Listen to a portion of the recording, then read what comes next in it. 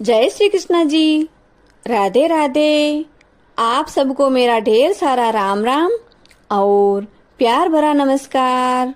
आज मैं आपको कार्तिक मास कथा सुना रही हूँ।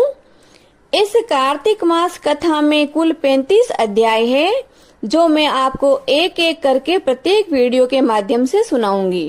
सनातन धर्म में प्रतिवर्ष आने वाले सभी महीनों का अपना अपना विशेष महत्व है, लेकिन कार्तिक माह भगवान श्री हरि को सर्वाधिक प्रिय महीना है। विष्णु पुराण के अनुसार कार्तिक मास में भगवान श्री हरि यानी भगवान विष्णु अपनी योग निद्रा से जागते हैं। इस दौरान जगत के पालनहार भगवान विष्णु की पूजा अर्चना का विशेष महत्व है। ऐसा माना जाता है कि इस महीने में दान पुण्य और पूजा अर्चना करने से जीवन में खुशियों का वास होता है, साथ ही अक्षय फलों की प्राप्ति होती है। कार्तिक स्नान करने के लिए हमें ब्रह्म मुहूर्त में जागकर यानी सुबह जल्दी उठकर गंगा अथवा किसी भी जलाशय में स्नान करने के लिए जाना चाहिए। यदि हमारे पास कोई नदी और जलाशय नजदीक में नहीं है तो हमें अपने घर पर स्नान करते समय गंगा मैया की भावना को साथ में रखना चाहिए। गंगा की भावना को साथ में रखकर स्नान करने से मनुष्य करोड़ों जन्मों के पापों को धो डालता है। 7 समुद्रों तक की पृथ्वी को दान करके जो फल प्राप्त होता है वह कार्तिक मास में स्नान और दान करने से सहज ही प्राप्त हो जाता है, क्योंकि यह संसार अन्न के आधार पर ही जीवित रहता है। अतः कार्तिक मास में अन्न दान सर्वश्रेष्ठ कहा गया है। तो आप बड़े प्रेम, श्रद्धा और आदर भाव से कार्तिक मास कथा के अध्याय का श्रवण करें। बोलो श्री विष्णु भगवान की जय। कार्तिक के राई दामोदर भगवान की जय। अब हम कार्तिक मास कथा के दूसरे अध्याय का श्रवण करते हैं। भगवान श्री कृष्ण बोले कि हे प्रिय, जब गुणवती ने राक्षस द्वारा अपने पिता और पति का मरना सुना तो बहुत ही दुखी हुई और रुदन करने लगी। बोली कि हे स्वामी, हे पिता, आप मुझे छोड़कर कहाँ चले गए? मैं आपके बिना क्या करूंगी? अब मेरे भोजन और वस्त्र का प्रबंध कौन करेगा?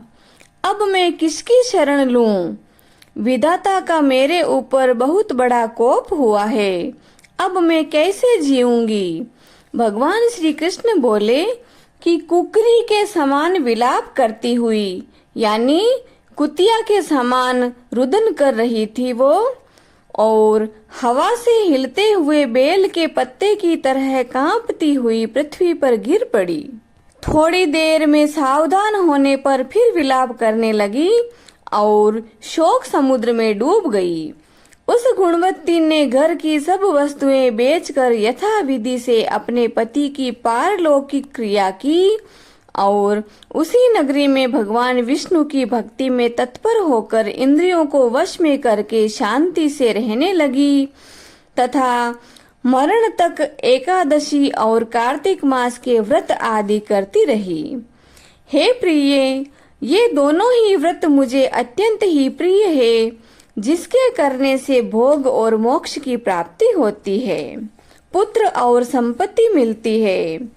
कार्तिक की तुला राशि पर सूर्य निकलने पर महापापी जो भी प्रातः काल स्नान करते हैं वे भी मुक्ति को प्राप्त होते हैं।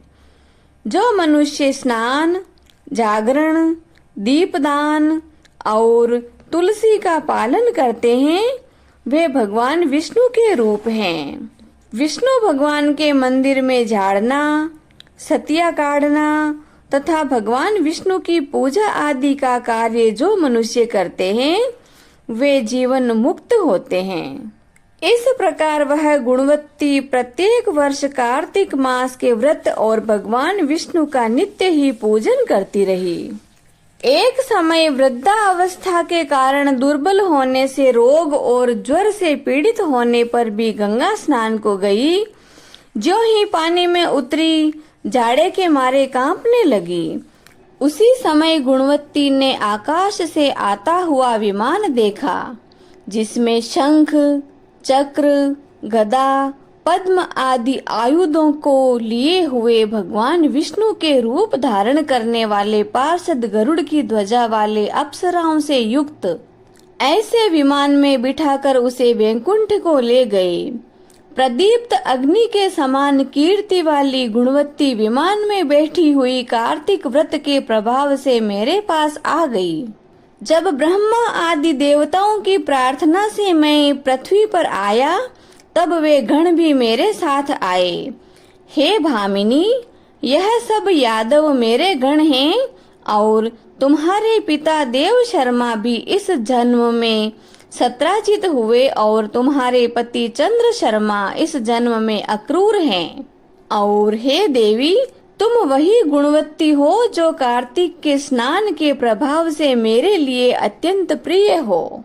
तुमने तो मेरे मन मंदिर के सामने तुलसी का बगीचा लगाया, उसी से यह कल्प वृक्ष तुम्हारे आंगन में है। कार्तिक मास में जो पहले तुमने दीप दान किए हैं, उसी फल से तुम्हारी सुंदर देह और घर में लक्ष्मी देवी का निवास है। जो संपूर्ण व्रत आदि पति स्वरूप भगवान के अर्पण किए थे, इसलिए तुम मेरी पत्नी बनी हो और तुमने जन्म मृत्यु तक जो कार्तिक व्रत और उपवास किए हैं, इससे तुम्हारा वियोग मुझसे कदापि नहीं होगा। इसी प्रकार कार्तिक मास में व्रत करने वाले तुम्हारे समान मेरे प्रिय होंगे।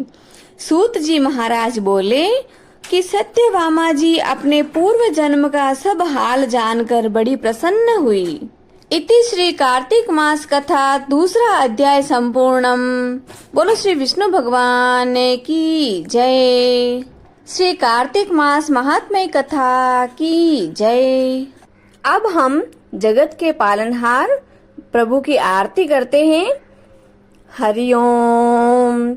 शांताकारं भुजंगशयनं पद्मनाभं सुरेशं विश्वाधारं गगनसदृशं मेघवर्णं शुभांगं लक्ष्मीकान्तं कमलनयनं योगिभिर्ध्यानगम्यं वन्दे विष्णु भवभयहरं सर्वलोकैकनाथम्।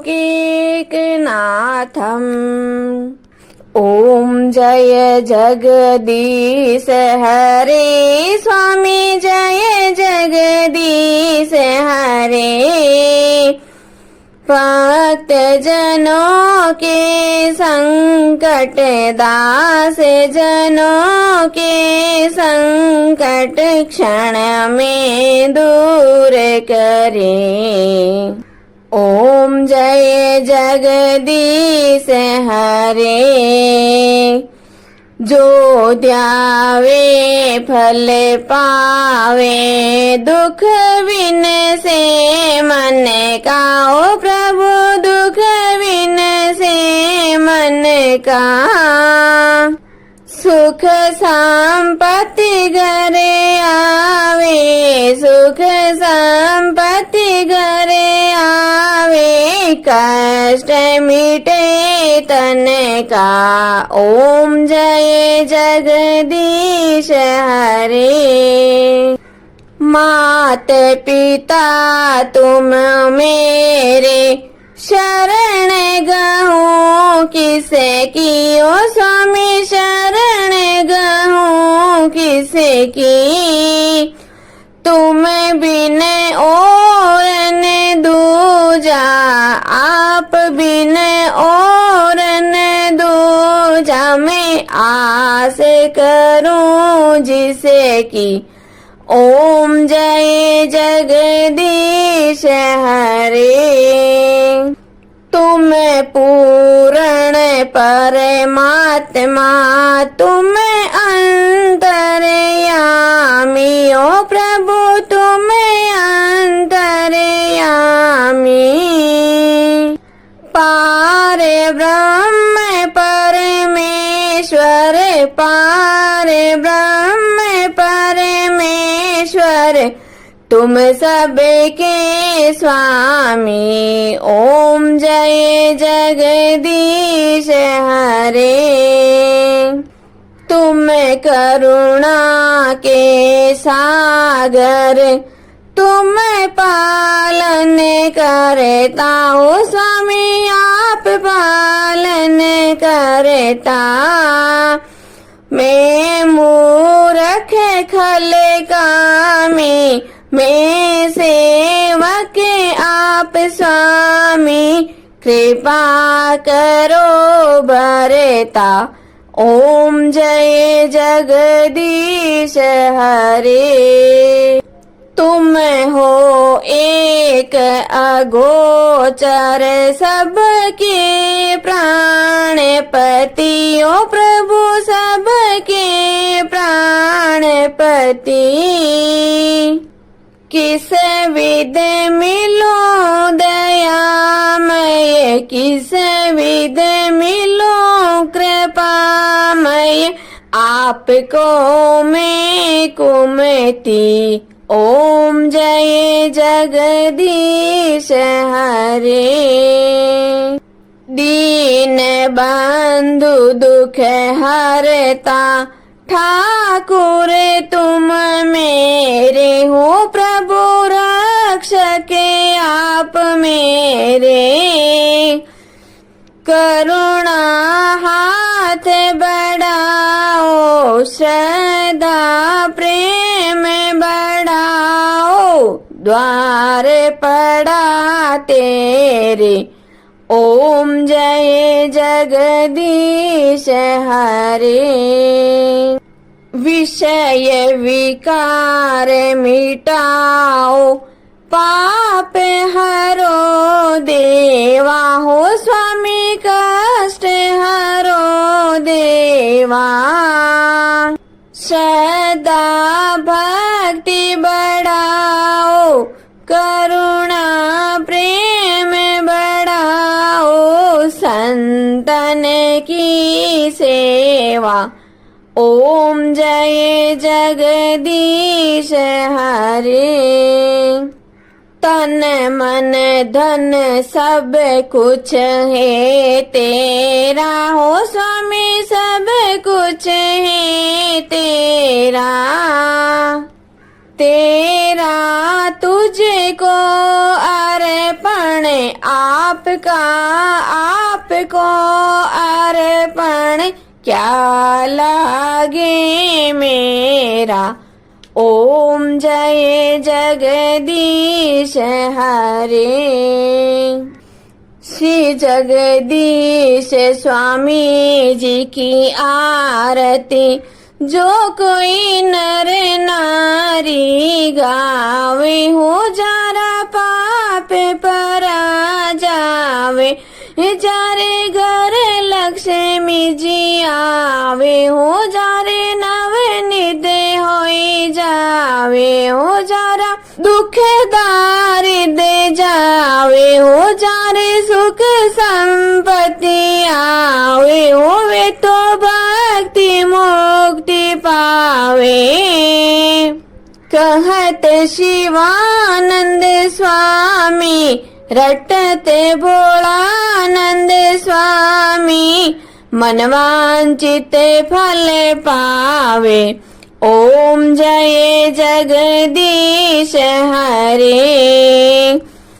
ओम जय जगदीश हरे। ओ स्वामी जय जगदीश हरे, ओ प्रभु जय जगदीश हरे। भक्त जनों के संकट, दास जनों के संकट, क्षण में दूर करे दाता, पल में दूर करे। ओम जय जगदीश हरे। बोले श्री विष्णु भगवान की जय। आज के आनंद की जय। जय श्री कृष्णा जी। राधे राधे।